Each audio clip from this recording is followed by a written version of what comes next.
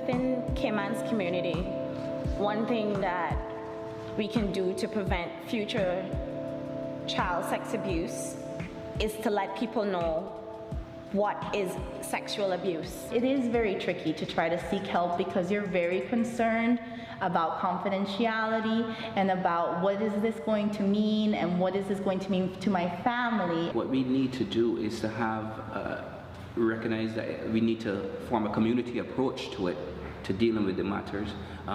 It makes no sense trying to push it under the carpet and pretend that it doesn't exist.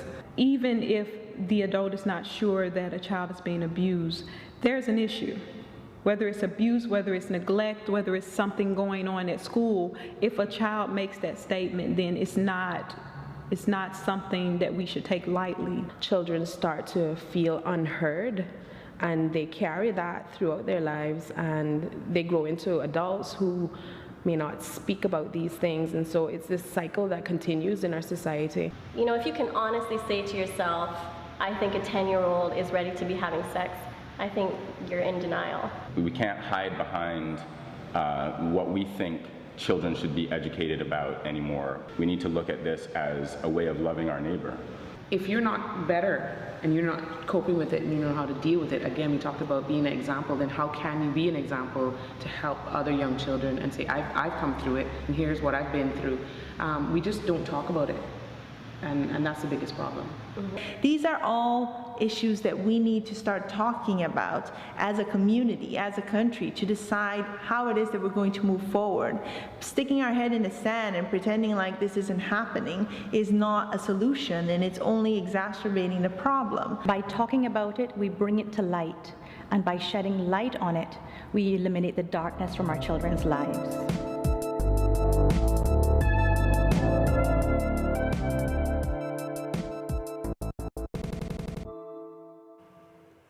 Welcome back to Let's Talk to the Experts. Well, we are looking at the Youth Anti-Crime Trust, more commonly known as Youth Act, on Experts tonight. And joining me in the studio now is Sophia Chandler, joining Michael and I.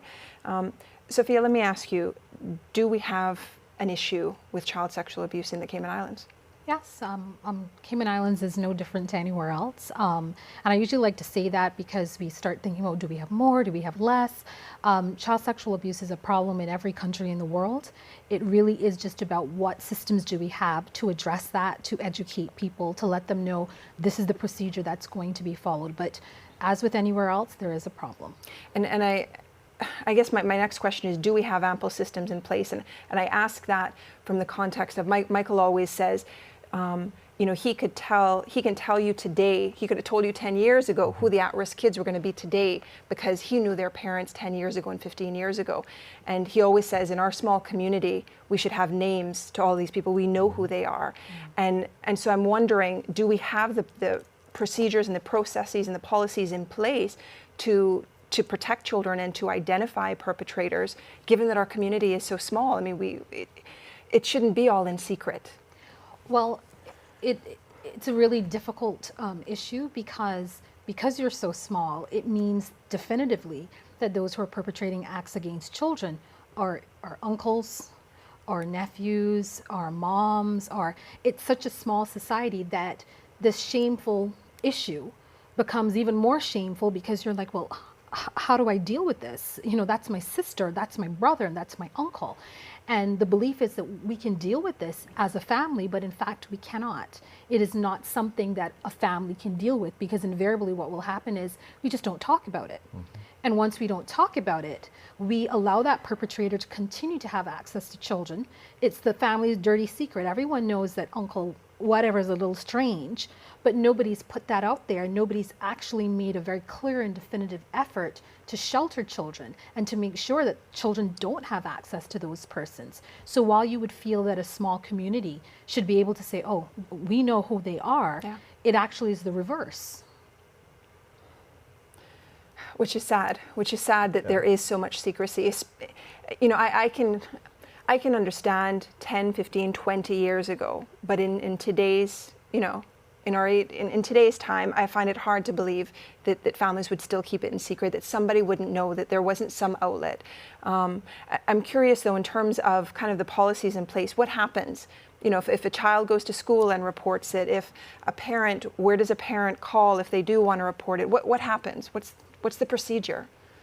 Well, because I previously worked with Michael in education, education really did quite a bit of work to make sure that staff members, whether you're a teacher, a support assistant, anyone doing volunteer work at the school, clearly understood that once you come on these premises and you're working with kids, you now become a mandated reporter. And they've set up a system where there are 2 child protection officers at each school, one of which should be the school counselor, and then one other appointed person who is not related to the counselor, just in case there are issues of, okay, this person that we suspect to be involved in this is related to the counselor, and if the counselor is related to, you know, another member, then it becomes a little dicey. We want to give people every opportunity to do not only the right thing, but now the legal thing.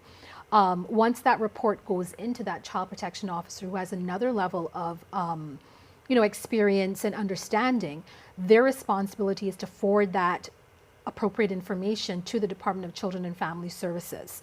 And then that's taken from there. So their job is not to investigate. Their job isn't to say, well, I know Mr. What's his name and he's a good man. That's not your job. Your job is just to report that information to the appropriate authority and then take that forward. So some work has also been done to let parents know you will not be getting a call saying, your daughter said that because if the person that they're making that complaint about is a stepfather, what do you think is going to happen? Yeah. If it's a brother, what do you think is going to happen? So we're removing that responsibility from the parent and giving it squarely to the agency that has the overall and legal responsibility to help keep our children safe. So in the schools, that's how it would work. All right, we're going to take a short break right here, but when we return, we're going to find out how Youth Act is going to address the issue of child sexual abuse. Stay with us.